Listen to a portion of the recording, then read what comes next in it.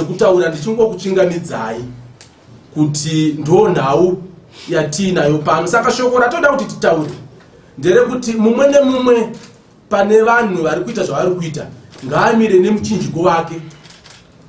Usati kana wabatwa uchibata bhinya mukadzi womunhu obva wati handinoroverwa kuti ndakavanyima mombe pavaida kurima. Fesa nyaya yako yekuti wabatwa uchiita chipfambi. So nhau yekuda kuhwanda seri kwevatungamiriri vedu kana kuzamba kupatsanura vatungamiriri vedu kuita sekunge uri kupersecutirwa nhau yekuti you are loyal to anyone. You are not loyal to anyone. You are loyal to yourself and your money. What matters to you most is money. You don't even care about people's life. People are perishing in hospitals everywhere. Vanhu vakabata zvinhu so makatos and pharmaceuticals and everything. So we cannot allow such a situation. So regai ndichikumbira hama yangu iri pano vanonzi vamatutu. Vamwe vaishungurudzika kuti tsenenga muna matutu kuita chirwirangwe zvinofamba sei. Aiwa hatingakundirwe nemakudo. All of us are affected, including imimi vamwe mauya kunospire. Izvo zvamutorina mari yebhazi. But you are selling your souls to the devils because of 30 pieces of silver. So over to you, Vamatutu. Waita basa Godfrey Tsenenga ndogama wakutaura kuti uchekutanga apologize kutanunuka. Pane zvazviitika ndandiri pafoni nemunhu wanga achitoda kundipa mari ndisataura ndoda kutaura saka ndamurambira. But anyway, ndafara kuti Godfrey Tsenenga waindicate kuti the reason why tiri pano hazvinei nepati yemunhu kana organization yemunhu, because at the end of it maproblems edu haana chekuita nemapato evanhu, ane chekuita nesu and our future. Isu tinobhiliva kuti Zimbabwe comes first before anything else. Ndisati ndafunga zvimwe zvinhu ndofanira kuziva ndiri muZimbabwe and my conduct inofanira kuindicate that Zimbabwe in myself. Ndo zvatinobhiliva ini. Vasi vanhu vakawanda vanoda kutaura zvisingadi kutaurwa nevamwe, but hazvirevi kuti zvofanira kunyaragwa. Kune variko vongoguta matumbu voga so, and you'll ask yourself, but if I am to let these people go like this, what is it that I'm going to benefit? Iso kwatinobva takatogadzirira kuti zvigaro zvapera mangwana tokota Jesu Kristu wakanaka handei mberi asi nenyaya yecorruption hatinyarari. Because at the end of it, people may be comfortable where they are because they think it's comfortable. Until unomujusa mazuva ese weya unobira nyika azobvisa mari iya yaanomupa every day, that's where you realize that you are lost, you are nowhere near anything that is comfortable. Hama dzangu ndikatarisa vanhu vari muno vakawanda ndoona kuti age group yedu takada kungofanana tiri mayouth tese. You must ask yourselves, kuno vana mhoro sanjipinda vapandoziva kuti vakabata kuti alright tomboti wapiwa $10,000 and then what? Musa inopera unodzokera nekuti ini naTsenenga hatichazotauri zvatataura nhasi futi zvakuwandisa mari. Saka uchazodzokera here unopiwa imwe kokusina zvekutaurira. Ask yourself those things. No believe in fair distribution of wealth in a country where citizens are. Person A, chakudzai pano njini manje manje. Uri kuvaka matoilet kumisha, uri kugadzira masola, uri kukova moto indepi. And what kind of a country is that? Isusu paunhu wedu sevanhu, without necessarily attaching ourselves to anyone else. We believe that our President Mnangagwa deserves genuine support. Genuine support. I have to emphasize on that. Vanobhiliva mavari sesu kunyangwe tisina kumirira bato pano, they will understand that the president needs genuine support. There are people who are stealing. Vachinovanda kuseri kwatisingazivi futi kuti kwavakawanda munhu wacho uri pakateerezwa vanoti vakawanda kuseri. That is ending today. We want a situation whereby kana ndiri mbavha samatutu akuti zvazvinyepa pasocial media, but kana ndiri mbavha chaiyo chaiyo ndimire ndogaba nditongwe ndiende kujere because ndiri kubira nyika zvisina mumwe munhu unopinda pakati. This is the approach that we have chosen to take. The international companies that are coming to invest in our country, tinotenda ma-efforts government kuti such people are coming, and tinoshuvira kuti dai tawana more and more FDI coming to our country nokuti zvinobatsira kustabilize economy. But our own local people must not teach vanhu vabva kunze vane intention yakanaka kuita business zvinowori mukati this state forward simply because they want money. That is wrong. And ndo zvatinoda kutaura nezvazvo. Ndichakuonesai tichiita zvedu makwikwi ekureva vanhu. Vamwe vakamboti rimwe gore areva vakatisungisa asi takavapindura vakanyarara zvachose. Meaning pamwe zvatakavapindura vakaziva ndezvechokwadi kuti vachavisa zvimwe, don't know. But we have prepared ourselves for this.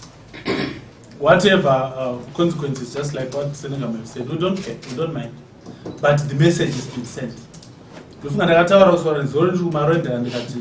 Whatever that is going to happen after now doesn't matter because the message has been sent.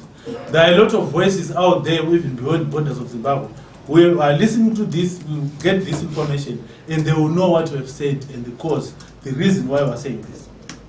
The guy in Bota Munei Kudata great. Momziva. Nishuru yangu kuti nyatso kumusisa kuti chinoita kuti ave iye no supply fuel tikaenda komanda Rautenbach ndiye wakamboda kuongororwa akadzvenga hapana paasiri, including the money that is in the streets, it is coming from him.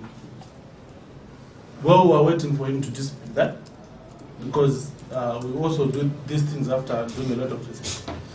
How does an individual go to my banks to withdraw monies, my amounts are not stricken, 500,000 cash, to do what?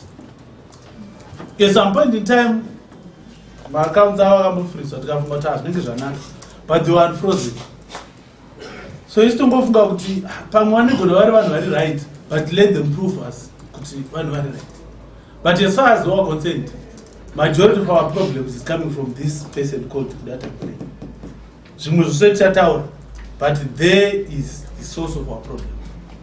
Our challenge is that some person would want to come in between people who have got nothing to do with his criminality or his corruption to try and pretend as if he has got someone's protection, which is not true. Let him prove the world, let him prove Zimbabweans that his corruption has got on his blessing.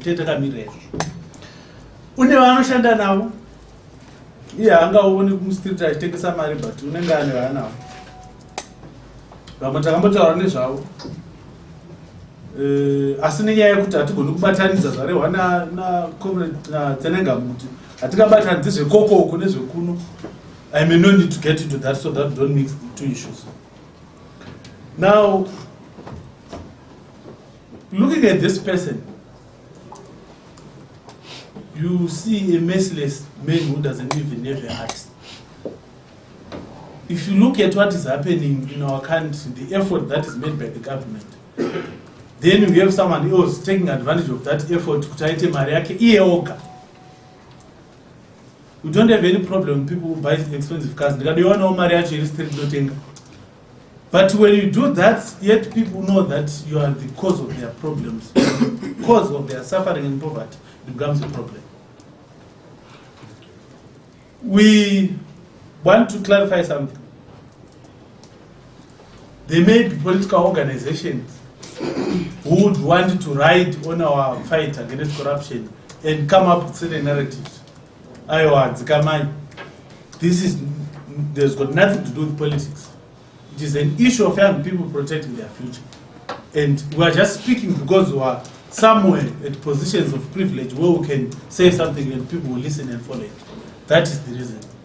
We have seen on Twitter people trying to tag us and getting some posts from us and trying to create a narrative. No. Stay there as long as you are not fighting corruption in a genuine manner as you are doing. So this is the first person that I have spoken about. As we move past Sunday from Magaramus, Memangomira Taurike, Muslim Nyara Sindishwan. More better, but fortunately, the same person to protect him, yet you have got nothing on your own except the money that you give you.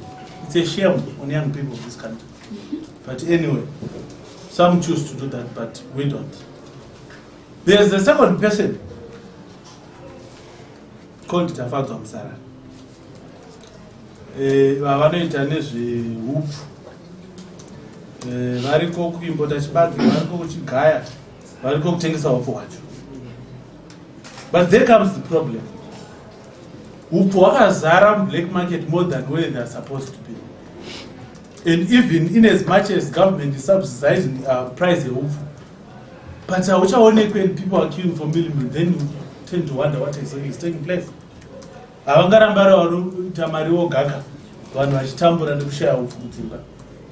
Him and a clique of white people that he's working with. Some name, some funny commit. I think they must just stop what they're doing. Vakuru vamwe munima ma sectors vanenge vachidya mari dzakasviba kudai.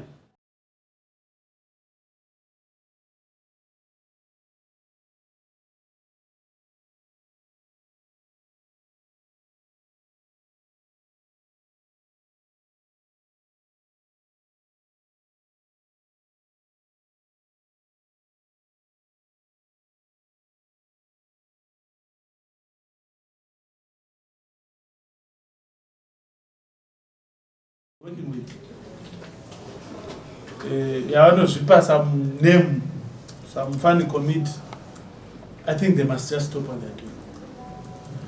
Vakuru vamwe munima ma sectors vanenge vachidya mari dzakasviba kudai, they must not receive mari yakasviba kudai, because it creates a perception which is not right in the eyes of the Zimbabwean people, not from any one organization, but across. Even the same person that I've spoken about, I think in majority of government or private sector, Vashoma was now Tambira Mariaki. Vashoma. If we were to group ourselves here, you'd be very surprised. Probably half of you might have one way or the other accessed their money. But I think it's time that we work together to make sure that this ends. Mazvita pamashoko anga ari kubwereketwa nava matutu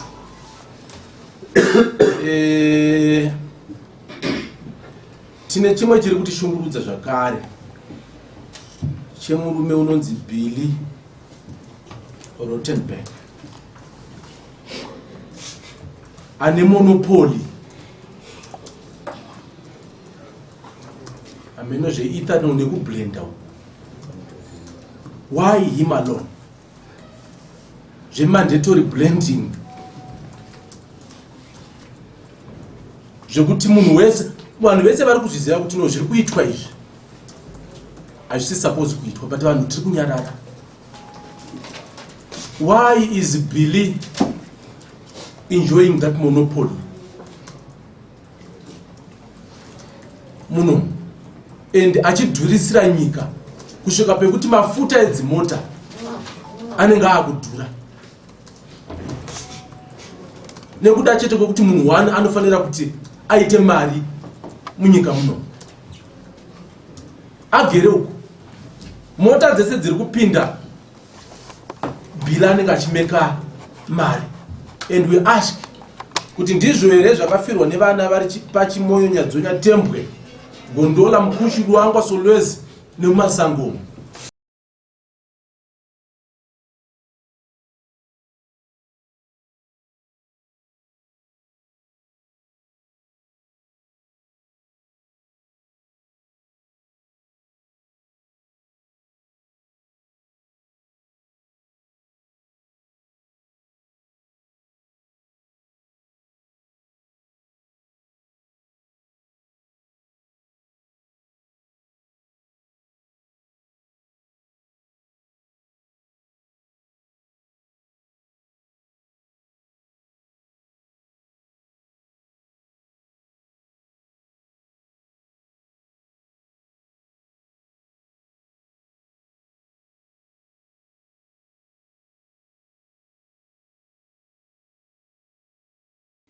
Kuti vanhu vashoma vagodya on behalf yevamwe kuti misodzi yevakawanda idiridze rugare rwevashoma. Tine issue yevana vari kusungwa aiziva umwe achinzi makorokoza. Vakakura munyika yavaiti when I grew up I want to be a doctor, I want to be a pilot, I want to be so and so.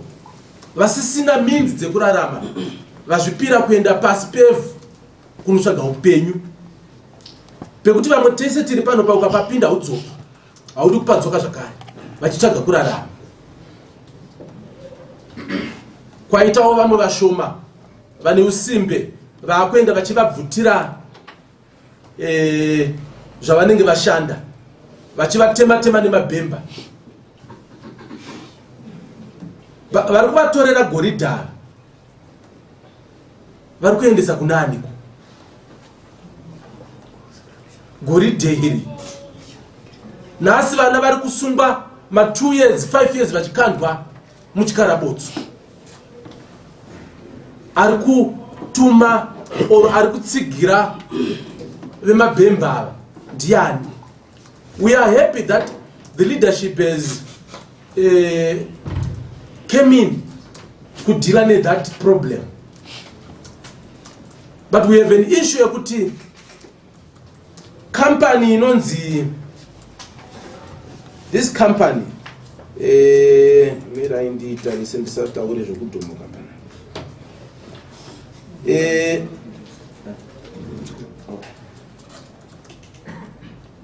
pane iyo company iri linked again kuna kuda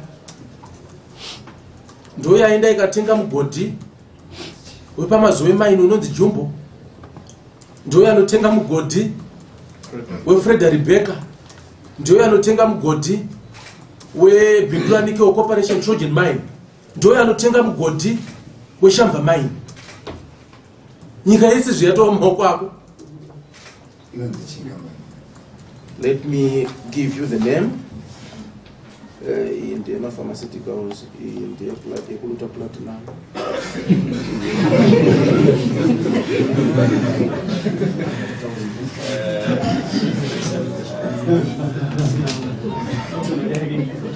Alright, mira inditarise zitare.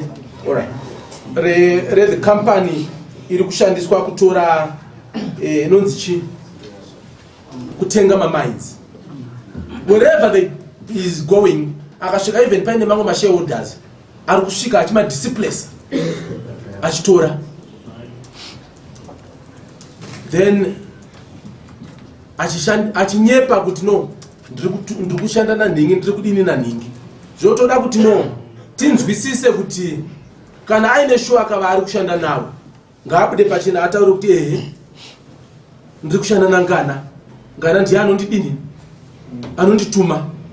Iye ngana wacho abuda apindure kuti unondinyepera kana kuti unotaura chokwadi. MaZimbabwe ndatora migodhi yese ayangu, muri kuti chii?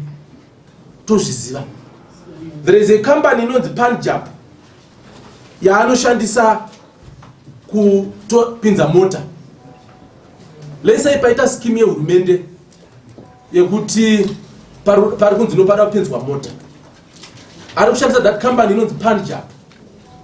Once pari kudiwa mota 100 anopinza 40 dzehurumende, opinza dzake 60 achifuranda mukomana anonzi Brighton.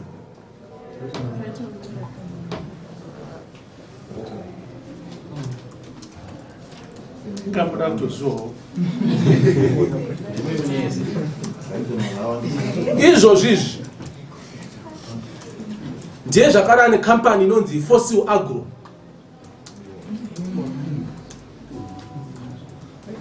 Inoita zvecommand agriculture. Pakanzi command agriculture haichaenda kwese kuyakupinda nekuCBZ, ndokubva vaenda akabva vatenga majority shareholding kuCBZ kwatu yayavo. Zvonzi no fuel haichaendi nekupuma, unzi no ngaende nekutrek, trek yacho ndeyake. Koita imwe zvakare ine monopoly yekugadzira maroads inonzi Fossil Contracting ndeyake. Achifuranda mumwe anonzo obey mati anonzo obey ani Chimunga. and surrender tawa wouya kune company inonzi Sotic yaari kufranda varungu pakuluta platinum ngabude arambe. Wouya kune imwe company inonzi Landela iri kuita zvemapharmaceuticals necooking oil mishonga ichishaikwawo iye ndiye akabata mukoto. Wouya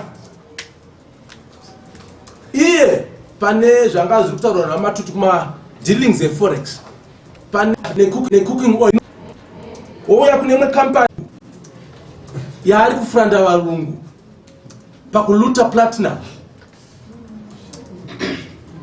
ngabude arambe. Wouya kune imwe company inonzi Landela iri kuita zvemapharmaceuticals necooking oil mishonga ichishaikwawo iye ndiye akabata mukoto. Wouya iye pane zvanga zviri kutaurwa namatutu kuma dealings eforex anoshandisa mumwe mukadzi anonzi Danya eCongolese ndiye waanofranda ngabude azvirambe kuti nomunondirevera nhema tochimubudisira maV11. Why we are saying this is not because we hate an individual, but imagine munhu anocontrola pipeline inopinza mafuta munyika. Apa munyika macho hamuna mafuta asi apa akabata apa akabata apa akabata. Well, imwe issue andira kuti titaure pano ndeye kuti yes kuda ndiye anenge achiita izvi, but mari ari kuipiwa ka from somewhere kuna ana RBZ.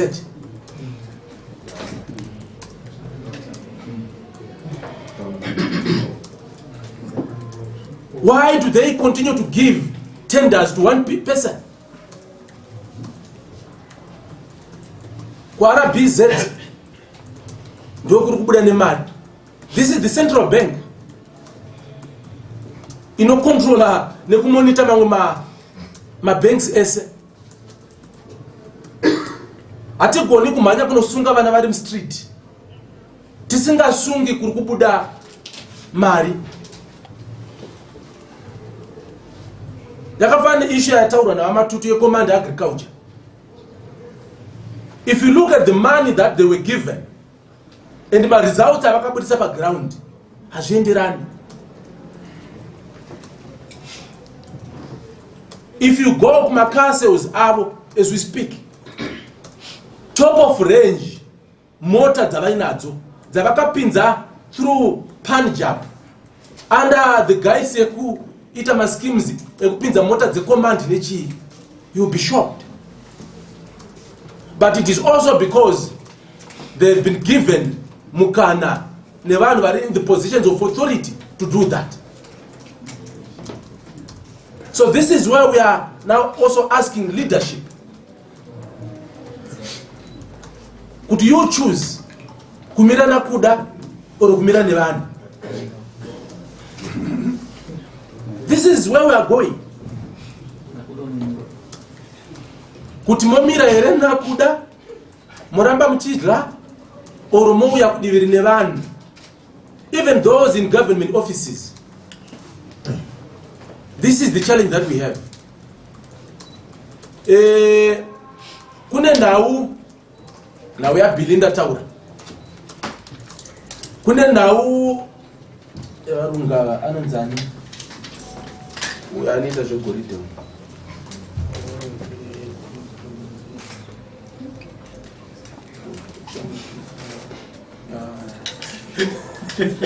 anonzani anzikotani bini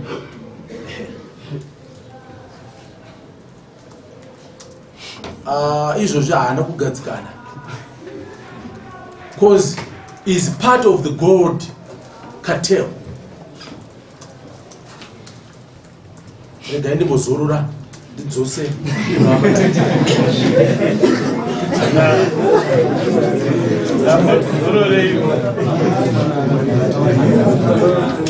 ndoda kuya ninyaya kuti zvino takasiyana taona vanhu vachingotaura nezvenyaya idzi, vamwe vanhu vanosungwa asopesana naye mustreet foot. Hakuna kunzi nyaya haana asoshaya kuti sei ari panzi. Tiri kuchema neJudicial Service Commission. Our judiciary system, they are on holiday. But I think if they don't want to work anymore, they must resign. I don't think kuti patanga nguva yese nema issues of corruption, in as much as effort has been made. Part2 nema conviction anopfuura 3 kana aripo ndiudzei. Pamwe hatosvikiko because dzimwe dzetori dzimwe nyaya dzine corruption. What are they doing instead of convicting vanhu vari kubira nyika, vanhu vakatarisa? Are they part of it? Is there someone else who is telling them not to prosecute? Perhaps we would want to know. Because at the end of it, zvakafana nemunhu arepwa, obva asangana nemunhu iwo akamurepa after 2 weeks in the same locality, in the same community. How would you feel? It's just not fair, and if they don't want to work anymore, they must just resign and leave their jobs. Equally, in as much as we appreciate the effort that is being done in Esaki, ndofunga vazoenda kuholiday futi. Because my first days vairatidza kuti vanenge vanoda kuvharira munhu usori corrupt. Wakaubhadhamba here, what happened to them? Because all of a sudden they are so technical, they now understand the law more than anyone else, simply because they are trying to protect certain individuals. Issue yedu tichasvika neko nguvazivisawo kuti ndozvatinazvo izvi, kuti tionewo vatotaura vachisungwa kana vachiti havana mhosva, uye vodosunga isu nekuti taaccuse vanhu vasina mhosva. But for them to do that, those that were alleged kuti vane mhosva vanofanirwa kutanga vazviprova kuti havana.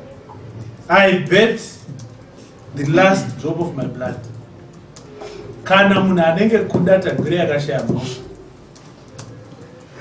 ngavaite zvavanodani. So ndikazitoguririgwa zvikumwe 1-1 kusvika zvapera, let it be. Because in as much as people may want to cover these things, but it's time that they come to open and they are dealt with. Vanoda kuti shoropo dzavo isi vaya hamuchimbomira mutange mapedza nezvevavo. Because people will think that wabhadhako, and for sure vanenge vachibhadhako. It is time as young people of this country to focus on things that are critical for our future. Tombosiya zvimwe zvinhu zvose. We have heard people who are saying a lot of things, but it is time that we take the right direction. If you want to have this country ichinzi inyika after 10-15 years from now, it is time not to look at the individual who is doing something that is wrong, but to look at the wrong that is being done. The character, the behavior is more critical than anything else. Ngatipesene kuudza nyaya inovhundusa, so it's right.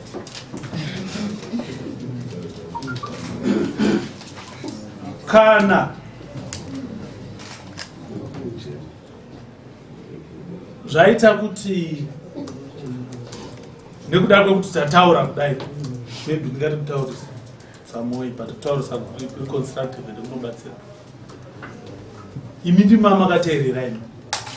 And perhaps there are people who believe in what we are saying. And if you see value in what we have been saying here, if anything so happens, don't keep quiet about this issue, because there will be no more Zimbabwe in the future. We expect people to react, but we don't expect the voice of reason to be silenced.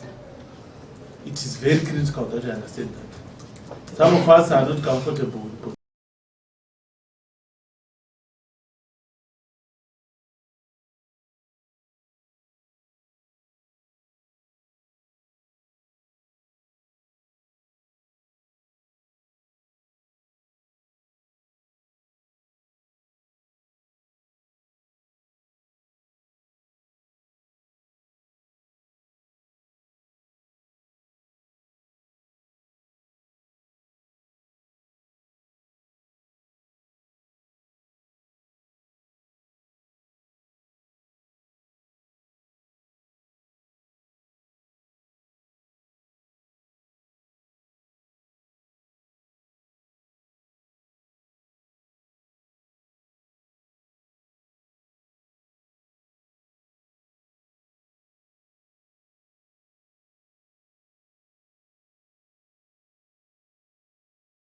educated, wherever you can think you are.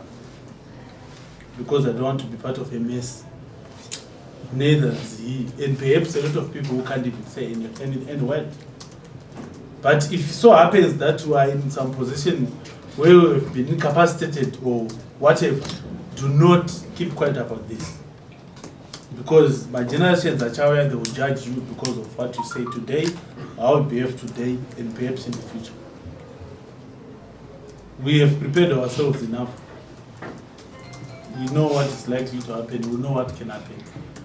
But what we know for sure is that it is the right cause. There are reasons that we must push this agenda because it's critical for young people of our generation. You can always take it from here. If we are to move together, let's move together. If we are to move, so be it, but let's move together to make sure that corruption in this country is put to an end. Yes, there are other issues that are bringing our economy down, but the major one is corruption. So much resources are being taken away from us by very few people, a group of people who would want to do everything for themselves, not for Zimbabwean people. So this must end, and it must end now. I have said enough. Perhaps if there is anyone with questions, not about what I said last, but about anything else, that would be okay. All right, before we come to questions, I can see blessing you. Andy was already up. Vamatutu vasati vapedza. Imwe nhau yatiri kuda kutenderana ndeyekuti we have to hold vanhu accountable for whatever that they are doing. Why we are saying so? Ukaenda kumapurisa vanokudza kuti vanhu tinosunga, uenda ku National Prosecuting Authority okudza kuti atinoprosecutor. Sei munhu asiri kubanza handisiri ini ndinozopa judgment, uenda kuna judge or magistrate okuti no handisiri ini ndinounza evidence. Uenda kuma NPA oti ko evidence onzi no handisiri ndakasunga ndafanira kunge ndakainvestigate. So vanhu vari kukandirana nyoka mhenyu woti hakuna mutemo unonyatsosunga. Ukabvunza like chairperson weZANU commission anokudza kuti I'm also worried about the catch and release that is happening. Ndiwo chairperson weZANU. Pakabvunzwawo mutungamiri wenyika vakataura vakati nenyu I'm worried about the catch and the release. So everyone in the chain are worried. Saka you then wonder kusaka are responsible for zvinhu zviri kuitika izvi ndiani? Vanhu vari kukandirana nyoka mhenyu. So one, as a way forward, this fight cannot be confined to the two of us or us in this room. It is a generational fight. My citizens of Zimbabwe, zvisinei in politics. So we are inviting all progressive Zimbabweans to come and join this fight. We have decided to create a platform. Yatinogara pasi totenderana tose sevana veZimbabwe vanenge vavolunteer. You are an anti-corruption task force yema citizens. We don't report anyway. We become a watchdog. If you deal with Tsenengamende Batutu, you can't deal with millions who will be part of that movement. Because isusu tichienda vamwe vanosara vachidini vachisimudza. So we are taking this fight to its rightful owners, the citizens of Zimbabwe. So we are going to constitute in the next 2 days that platform, Yema citizens, and we need to be having isusu vasingazive mutemo, vanoziva mutemo, and everyone who is willing to be part of the movement to fight corruption. And the next thing that we are going to propose to do is to say, let's organize an anti-corruption conference where we call the NPA, vekuzaki, vekumapurisa, vekujustice, veministry vejustice vekujudiciary vejustice nei kuti vakomana uyai apa. Zimbabweans deserve to know what really is the problem, who is the problem, and where is the problem. Tokumbira vamunangagwa kuti baba uyai mugara apa muteerere minduro dzevanhu ava nematambudziko ari kusimudzwa nevanhu. Where we are going to invite vanhu kuti uyai mugare pangave paRainbow kana paHICC tiine discipline neorder yakanaka. Vatitsanangurire kuti vari kupa matenda kumunhu 1. Tell us kuti now we are second class citizens. Uyu ndiye muZimbabwean. Why are you doing this? Vamangudya, we may understand, it may not be a problem. Titsanangurirei kuti mari iri kubva sei kusi RBZ ichienda mustreet. You must give Zimbabwean an explanation yavanonzwisisa. So when we do that, when we are going to invite them in the next few days, we will announce it to the public. We have invited Vamatutu, we have invited Mplanga, we have invited the Buruanga Kazenga Mbaro Anzan Tapuma. Ta invite Nengi. Ma key stakeholders, because it's an all stakeholder gathering. Vanhu vazive kuti anenga asina kuuya ndiye problem yevanhu vemuZimbabwe. Then togara pasi kuchidecide kuti alright, chikuni chine utsi chinokonzera kuti moto wose utukwe unzi no, hatichagona kubika nekuti huni dziri kubudisa utsi. Tadii tabvisa huni ine utsi, dzisina utsi dzisare dzichidini dzichibaka. To decide as citizens, because hatigone kuuya pano pamangwana toshedzera futi press yekuti atazoona kuti no takanga tasiya nhingi ngana ndiye ari kuzoda iso. We want this not to be an event, but to be a process yeupenyu inomeka sure kuti we attend to the day-to-day issues dziri kuitika dzecorruption nemacartels. To create a toll-free number, a hotline yokuti kana even munhu akaripota kuzaki, not because we pretend zaki, but we then know and say konyaya yakati yapakati yapapi. Because kwacho kuita dambudziko nevamwe like I said vari kuprotecta mamwe issues, and inenge chinzi it's an independent commission, executive musaite interfere. So I saw as my citizens we have a right kubvunza kuti nyaya yakati yapapi. So the platform or the task force will then go and atina munhu anotirambidza, because we have a constitutional right to freedom of assembly and association. So tinozviorganize as Zimbabweans, because macartels atataura pano varume they are well organized zvakaipa ihochekochi. Saka kana isu takatadza kuzviorganize we will perish tichismaila. So regai tichiti vaya vambenge vasimudza maoko avo mudenga mubvunze mindiro mugopiwa. Totanga nemi mukoma Blessed. Yes, ndoda kungofunza just a few weeks ago Vice President wenyika ino vakabvuma vega vatengerwa motikari nakuda Tagwireyi yekutakura vana vavo vachibva kuchikoro vachitenderedzwa. Vakatengerwa imwe futi necommand agriculture.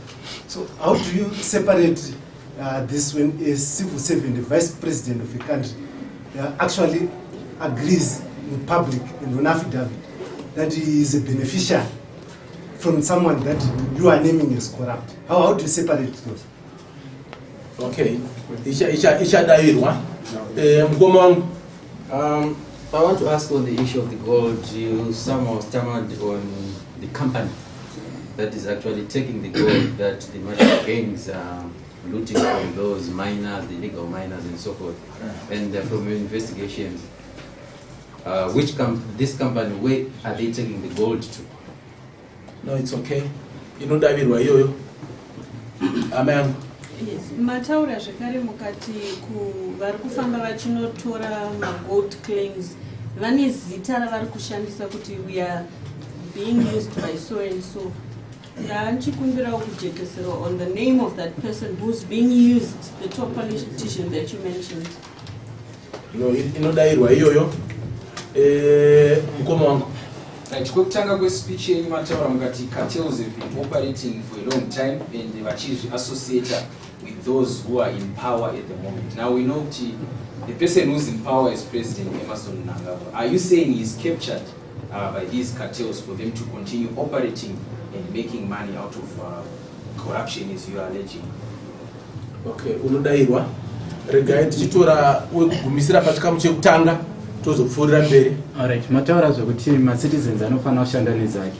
How do we ensure kuti zake ma-citizens ane confidence nezake since mati akambotanga vachitaurisa sezvine zvanyarara? Unodairwa. Regai panguva ino yombodavirwa iri mishanu kudaro. Blessed ndabvunza kuti zvinofamba sei because in an affidavit VP Chwenga vakatekerwa mota havana kuti vakatekerwa nakuda.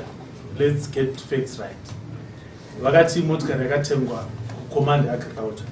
Now command agriculture is a project government.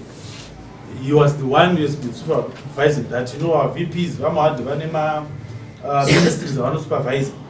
Class ministers are supervising. So amongst my ministries that are being supervised by Vice President Chwenga, no Kune Command Agriculture, which is Minister of Agriculture. And surely he deserves that if it was bought for Command Agriculture. Not because everything else that was done under Command Agriculture was clean, just like what we were saying here, but if it was bought for that particular purpose, yes, it deserves the car. So can I just be clear? Sorry, can I just be clear before you go forward? Okay. You mentioned 2 cars. One that was bought under Command Agriculture, which was given, while least he was the CD. At that particular time, he was not yet Vice President. Then another one that he mentioned specifically was bought by kuda Tagwireyi to escort his children to school. It had nothing to do with Command Agriculture. So I'm saying, how do you reconcile? Yes, this is a fact. So that you don't lose focus. Yeah, this is a fact. So I'm saying, how do you reconcile? How do you reconcile a vice president, a sitting vice president, getting a car from a businessman who you are saying is now corrupt? How do you reconcile that without me pointing a finger to the vice president? Without necessarily losing focus. Because we may end up getting into certain issues that are before the courts. And people present issues the way they think they can defend themselves. I don't want to be part of that. But what I have referred to, the car, the Command Agriculture, it is my view and perhaps views of many people that that was deserving, given the fact that it's supervising cluster ministries, including the Agriculture Ministry, and I will end there. Then the issue of names that are being used. Tagwireyi, possible one from president, vice president, power. But what we know for a fact is that it's not true. That the reason why you've got the conference, say, okay, fine. Kana waro mamshandisa kwasha. Regaiti mbotaura nezvenyu tigoona kuti vachati mataurire nezvanhu vedu here. So that is a fact and it's public knowledge. Is the president captured? Definitely not. Chero zvedu tati zvekokoko ndezveikoko izvi ndezveduwo sevanhu macitizens and people who are fighting for their generation. I can confidently tell you that the president, okay, should I say there is no one right now who's got the capacity to capture that man? Unless you could have said, are you saying he's the one who has captured someone else who is not? Of course, this was the stealing. Tagwireyi and other people that are doing this cartel issue and stealing from our country, they have no capacity to capture our president. I'll end there. The issue is that you say that this is that to not go now from afar, just like the way you are looking at it.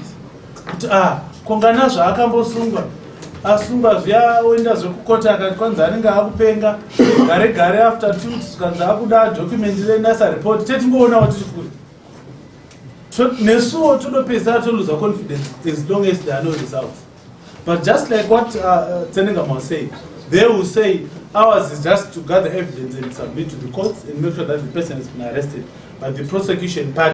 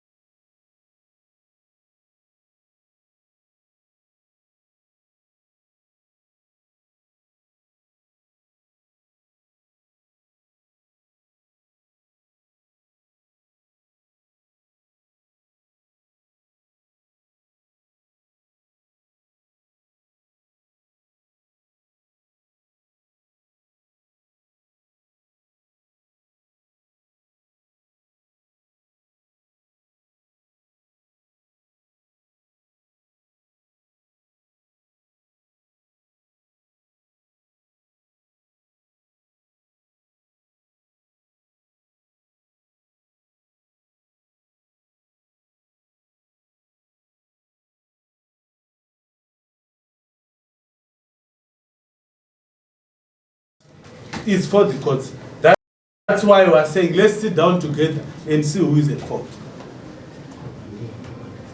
Can you understand? Yeah, the companies that are taking gold from the merchant gangs and where the gold is going. Oh yeah.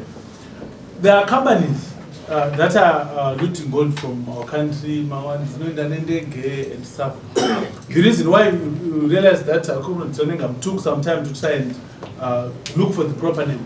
We don't want a situation whereby you say company A, it is company B.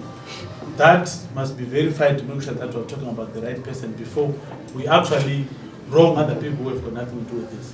But it is there and you get it. So it's true that some of the merchant gangs are being commanded by these people, and when the gold comes, they take the gold and take it somewhere. Even though I'm not mentioning names. No. There is a very big difference between a thief and a lender. The sources they buy in so many ways. Companies. Then there are people who are running this merchant gang. Some for political mileage. Well, do not talk about politics here anyway. But some do that. But some they are doing it because it's a way of gathering wealth. So there are two different people. But for us to say company A, we don't want to be unfair to others when we don't have facts yet. So we need to find out. We identify them, we notify them. Thank you. Let's proceed with questions. My brother over there. Yes. Tagwireyi mukati Tagwireyi vari kuwanika vari zvakare mukati wefuel. Patakamboverenga zvichinzi vakasiya vakatengesa state yavo nanatraffic gura kumai vatwacho. How do you continue to live in this category fuel? That's my first question. The second one, ndaverenga mumataura mukati muchakufuna zvakare nekuzaki nenyaya iyi nemesheming yamaita. Muchazviita rini? Kana bati mavatunirira tsamba here kuvatumira kuti tichadai. Uyaone mubvunzo mangwani. All right. Tisati tadzoka kwamuri pane varisera.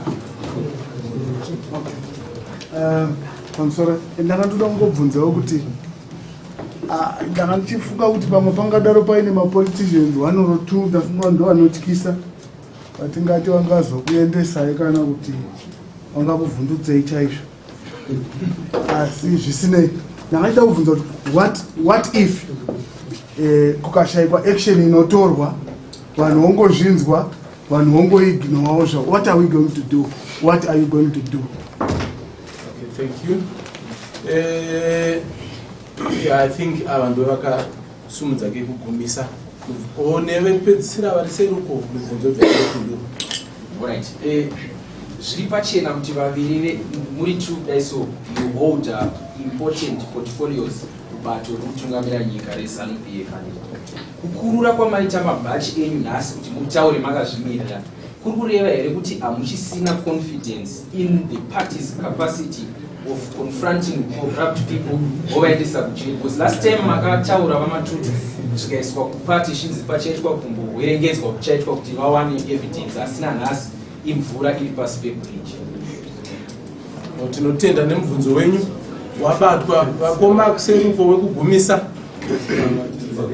Pamapedzera kutaura statement yenyu maita semaprofile solution rather a lasting solution inostand outside the jurisdiction national prosecution association of Zimbabwe by making sure that you are having other stakeholders to come through and be with you as far as Zimbabwe. I just wanted to ask you, in this solution that you are offering, are you going to be considering other people from other political parties as well, or it's something that is going to be done within ZanuPf institution as far as you are planning this? What is your plan? Are you going to be considering any other people outside ZanuPf's jurisdiction?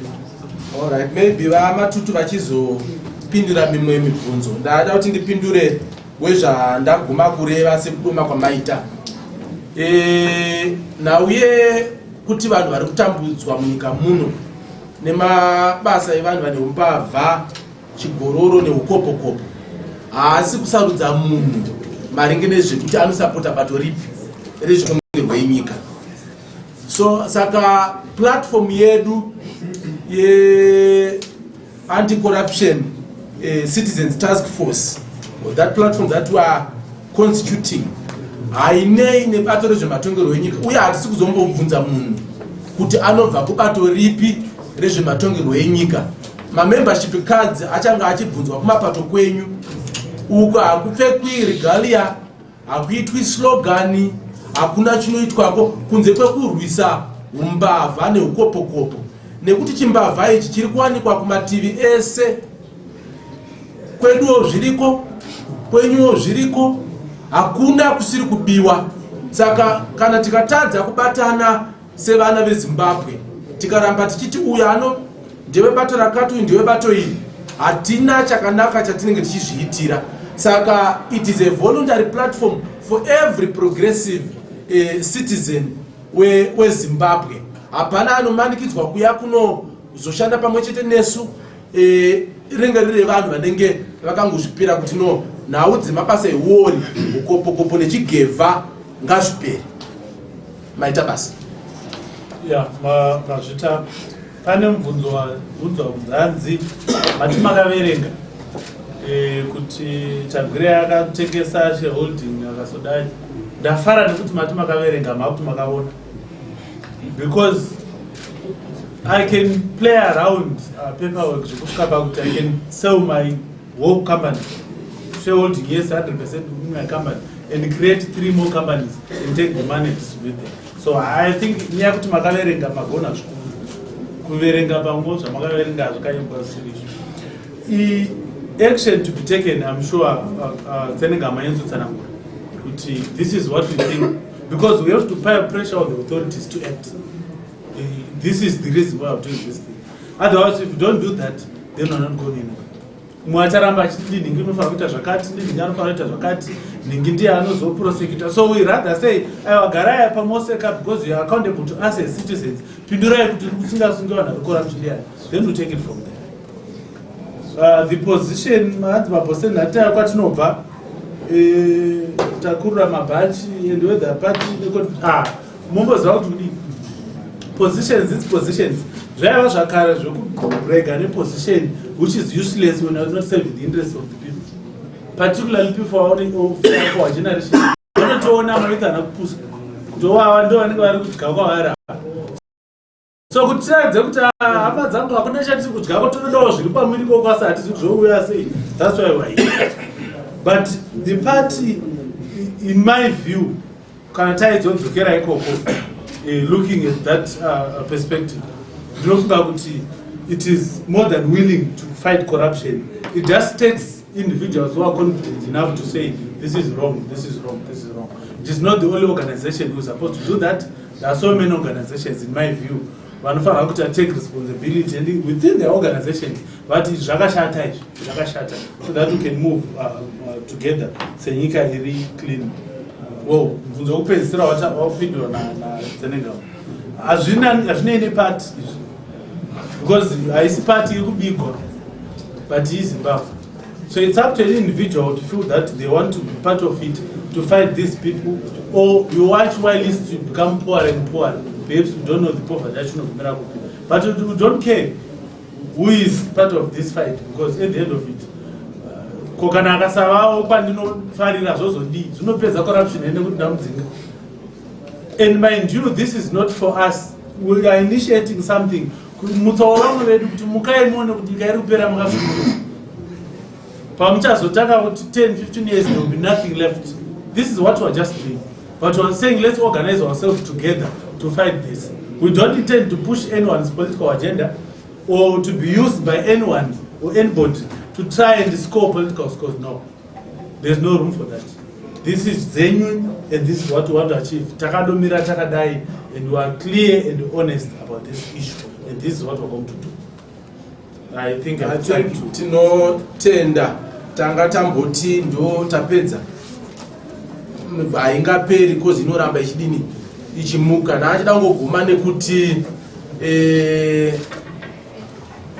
taguma pano, but sekutaura kwataita the way forward tataura tichange tichikuzivisa mumazuva mashoma ari kudarika maZimbabweans ari kufila kuti they have to be part of this fight. No matter where you are coming from, you are free to then join the platform and the organization or whatever that we are going to create and constitute mumazuva mashoma ari kudarika tokupai manumbers ezvatichange tichidini tichiita so that tiite chirwirangwe, nekuti vakuru vakati imbwa mbiri hadzitoregwi nyama. Vana competitions and tariffs commission vanani vese for the all stakeholders and sanctions conference tinovadana vanenge